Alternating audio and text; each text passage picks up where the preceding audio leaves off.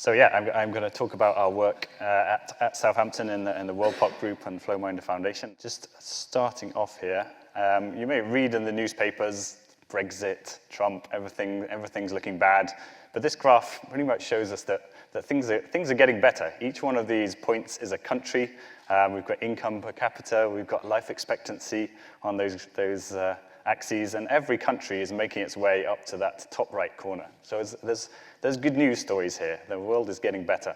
But when we start to break things down subnationally, we start to see that perhaps some parts of some countries are being left behind.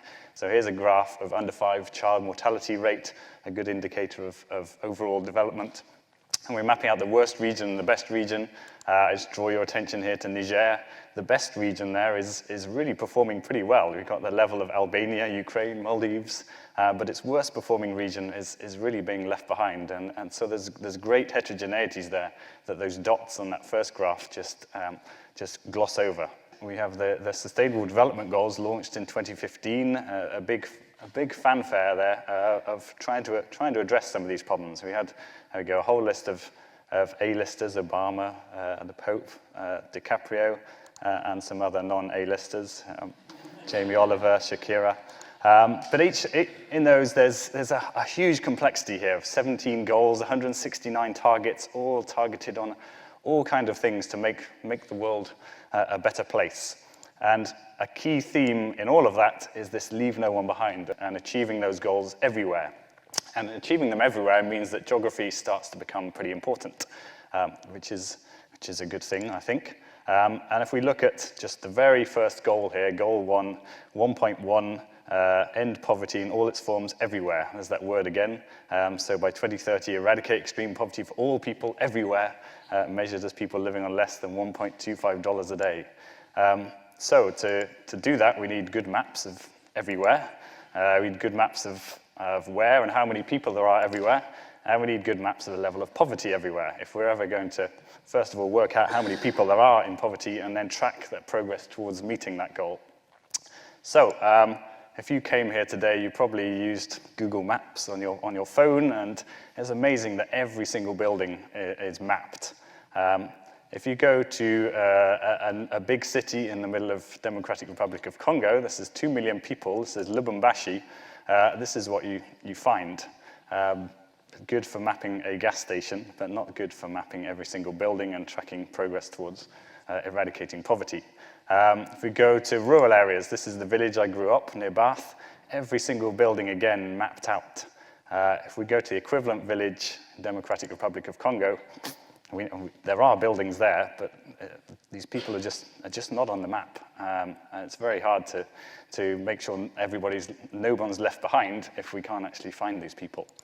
It doesn't mean maps don't exist, but often the maps that do exist look like this, and it's not ideal to be trying to eradicate poverty when finding these people means turning right at a cow.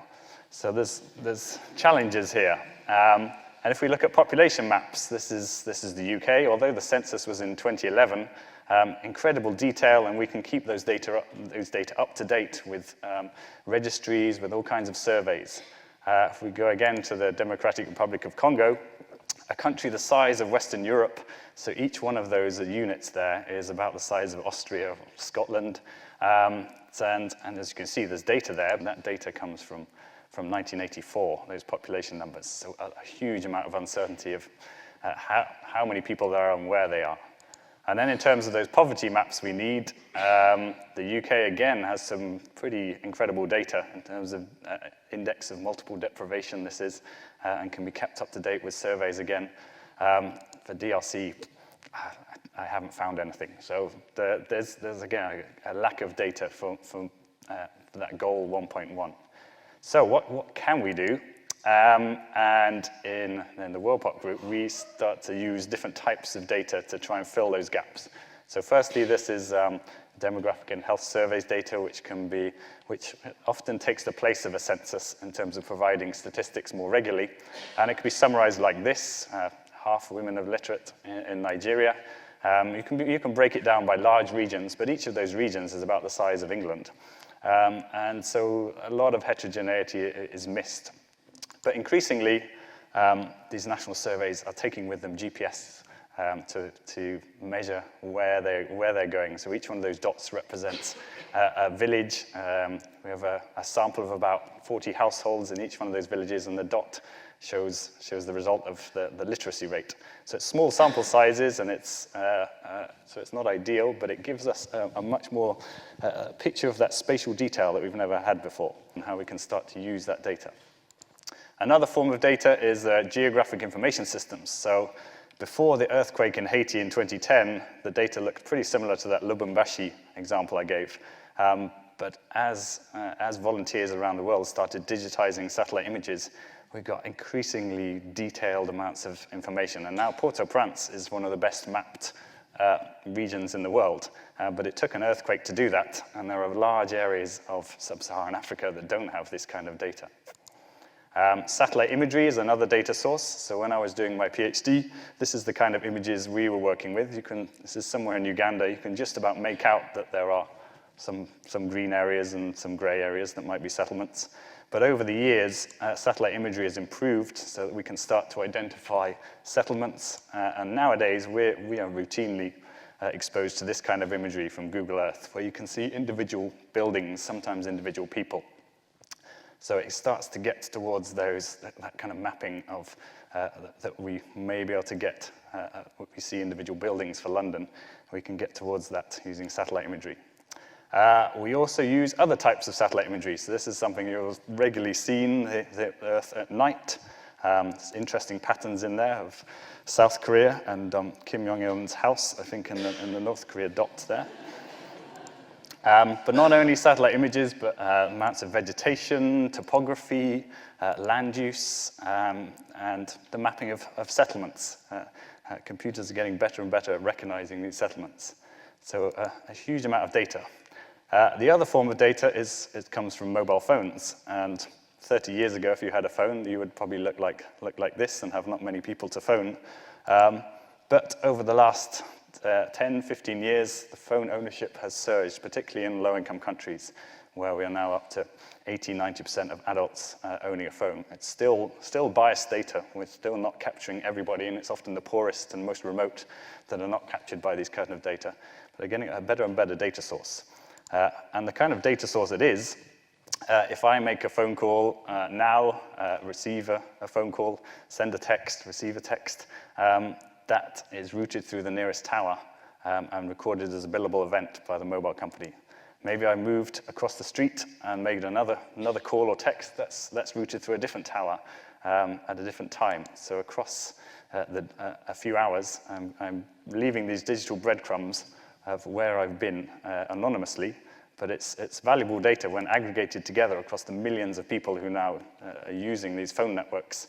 We see this is the movement patterns of many millions of people across 3 months in Bangladesh. So what we do in WorldPop is build this giant data sandwich. I know you're missing your dinner, but hopefully this does not make you too hungry. But this is the data representation. So in there we have the more traditional statistics from census map to administrative boundaries, from the GPS-located survey data, from road networks, from the location of health facilities, satellite imagery, and the mobile network data. So, and we push all of that into a kind of gridded format. So we divide up the world into 100 by 100 meter grid squares. It gives us a consistent, comparable way for integrating that data. We can always aggregate it back up to admin unit levels that decisions are often made at. But it gives us a flexible way of integrating data. So we can look at where's the location of health facilities and how does that relate to where women of childbearing age are, and we can aggregate that in different ways. So how can we make use of this monster data sandwich? Here is a satellite image of rural Afghanistan, and with our brains and eyes, we can pick out where all the compounds are, where the people are living, but it would probably take me years to do this for the whole country, drawing squares around each one of those boxes. And when I was growing up, this is the kind of computer I had, and it couldn't even read that image. And now my mobile phone has 50,000 times more power than that. But we do now have this kind of supercomputer with masculine names like Tatem and multiple other types of capacities to be able to handle these kinds of data so that you can tell the computer, this is what a compound looks like in Afghanistan, train it on a very small bit of data, and within a milliseconds, it can map out and extract those buildings. So we start to get to that picture of what we need, of where all the buildings are. And how this is useful, we can firstly, if we have census data at a kind of administrative unit level that is not so useful for integrating with other data sets, we can start to look at what is the relationship between those population densities at that aggregate level and those higher resolution data sets from settlement layers, from land cover, from the nighttime lights, and build a statistical model to translate those densities from the coarse administrative unit level to a much finer grid square prediction. And we've done this in WorldPop across the whole world, disaggregating from administrative counts. We've done this over different time periods. This is China, 1990 and 2010. And in the census, we have counts of the different age and sex structures, so we can map things like women of childbearing age. We can also integrate different data sets of, on the bottom there, age-specific fertility rates from demographic and health surveys to adjust some of those data sets to estimate births, pregnancies. And all of these data sets are available for free download from the WorldPop site. But, of course, there is a problem where small samples of population data can be taken much more cheaply, faster to produce these gridded population data sets. And an example where we have done this, Afghanistan, the last census was 1979. The current estimates are just based on projecting those numbers 2% each year. So huge uncertainties in the national population totals. And about a third of the country is covered by a more recent census, which you can see here. But the government just can't go to the other 2/3 because of insecurity. So there's a challenge in what can they do. But we do have across the whole of the country this data sandwich. We have data coverage across all of those unsampled areas. So we can look at what is the relationship between those data sets that we do have in the sampled areas and our data sets in the data sandwich. So we can start to build those statistical relationships to look at how does compound density from satellite images relate to population density. It's a messy relationship with some uncertainty, but there is something there. And we go through that data sandwich, the vegetation index, how does that relate? Settlement fragmentation. There's a whole range of these different relationships. And when we bring them all together, we can do a pretty good job in predicting into unsampled locations to go from this picture of incomplete estimates to filling in those gaps. Of course, it's not perfect, and measuring that uncertainty is important in this because we are predicting into those areas where we don't have data. So that gives us a way to get to those counts, but how do we get to, if we're thinking about goal 1.1 again, how do we get to those development goal metrics? So here's a little quiz. Can you pick out the rich area and the poor area here in Sao Paulo? That's pretty easy, but could you say how rich is the rich area and how poor is the poor area and how that changes year on year? That's hard. This is Dhaka in Bangladesh, a similar situation of poor and rich areas. And this is where things like the demographic and health surveys come in, where samples are taken from each of these regions, asking questions about income, about expenditure, about consumption, to get a metric of poverty for samples of households. And across an entire country, you get a picture like this, where there are samples of those households. And that gives a picture of that heterogeneity, but again, it's small sample sizes, it's an incomplete picture. But what we do have is some kind of relationships we can see, and poverty rates tend to be higher in those areas that are a long way from major roads, the inaccessible areas. They tend to be lower in major urban areas. We also see relationships of the amount of how people move. People move more that are richer. They spend more on their mobile phones.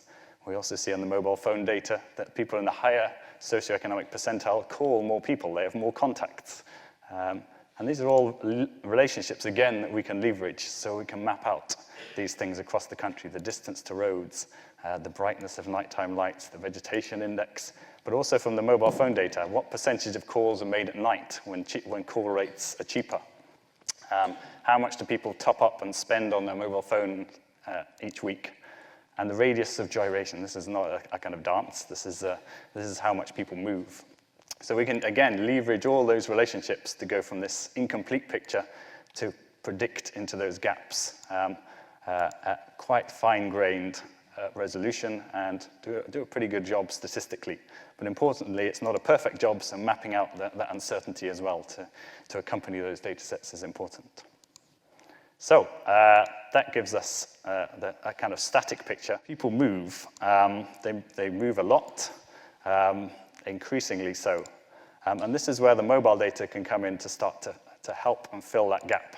So this is a little movie of where we experimented with what we could do with mobile phone data for not a low and middle income country. This is France, as you can see. And we looked at how did the density of mobile phone users translate to the density of population by comparing a statistical model to compare the census against the density of phone users. And we could do a pretty good job in producing a population map just from phone users. And of course, the benefit of the mobile data is that it's collected every single minute of every single day. So we are not just having this static picture, but we are looking at how those populations move around and how those densities change. So you can see going through the week of Monday, Tuesday in the cities. We go forward, Monday, spending their time in the city, Tuesday, Wednesday, Thursday, Friday, escaping into the vineyards, Saturday, Sunday in the countryside, and then back to work again. And as the holiday period comes along, people are escaping to the coast, but it's these dynamics that we've never been able to capture before with any other kind of data set.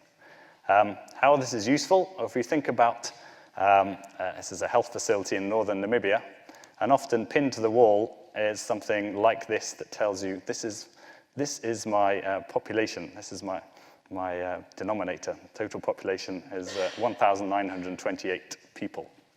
That's great for a denominator, but often those population numbers are changing. So if you have 100 malaria cases recorded there out of a population of 100,000, that's a problem. Or it's not a problem.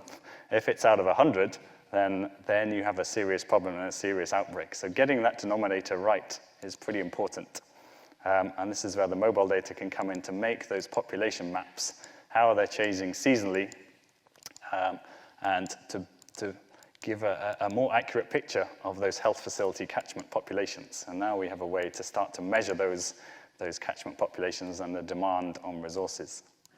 It also gives us a way to measure population changes in the event of a disaster. So it can be chaos in the event of, in this case, the Nepal earthquake.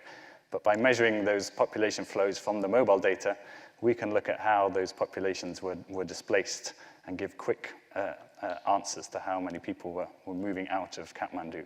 And maybe these are crazy ideas that will never find real-world use. Well, I think many of them probably are, but there are now wider and wider uses of the geospatial data, these population data in applications. The UN response agencies are often using these type of data to look at the populations affected. We have examples of these data being used as a denominator in health metrics nowadays, feeding into health statistics from the World Health Organization. These kind of data are used in reports where a finer grained detail in terms of the number of pregnancies and births are required. They're used to look at birth at risk of skilled birth attendants here in East Africa. In the disaster response world, the mobile data is now becoming commonplace to look at response of where people are being displaced. And in terms of disease elimination, understanding how regions are connected and how diseases are being imported to different locations is becoming a commonplace. We've seen these kind of data being used to prioritize where bed nets and malaria interventions are distributed. And in terms of those population data sets, they are now forming the basis of national statistics. So here's me in the least gender-balanced meeting I've ever been at. But this is the president of Afghanistan giving the okay for these data sets to be used. And we have this new grid program where these data sets are being are being promoted, and we work closely with the Statistics Office to build them. This is an example for Nigeria. So just to finish, hopefully I've shown that those national and regional metrics hide significant inequalities, and it's important for reaching those left behind. Those traditional data sources remain vital. We need those censuses and surveys, but they can be outdated and incomplete. There are challenges for countries to collect that data. So those new data sets can help complement them, fill in some gaps, but they're not perfect. So we need methods to measure that uncertainty. And importantly, if we're ever going to get these sustainably used, we need that local ownership and engagement, and the importance of partnership with UN agencies like UNFPA to do that. Thank you. I will finish there.